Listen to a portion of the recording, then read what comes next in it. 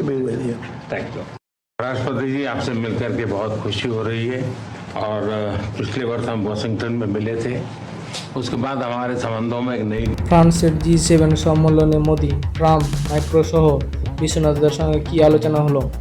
স্বাগতম দর্শক, আজকের এই বিশেষ প্রতিবেদনে ফ্রান্সের এভিয়ান লেবা শহরে অনুষ্ঠিত G7 সম্মেলনে অংশ নিতে পৌঁছেছেন ভারতের প্রধানমন্ত্রী নরেন্দ্র মোদি। বিশ্বের অন্যতম গুরুত্বপূর্ণ এই সম্মেলনে যোগ দিয়ে তিনি বিভিন্ন দেশের রাষ্ট্র সরকারের প্রধানের সঙ্গে বৈঠক করেছেন এবং আন্তর্জাতিক নানা ইস্যুতে ভারতের অবস্থান তুলে ধরেছেন। ফরাসি প্রেসিডেন্ট এমানুয়েল ম্যাক্রনের আমন্ত্রণে মোদি সরকার সম্মেলনে অংশ নেন। ফ্রান্সের এভিয়ান লেবা শহরে 15 থেকে 17 দিন অনুষ্ঠিত হবে 2026 সালের G7 সম্মেলন।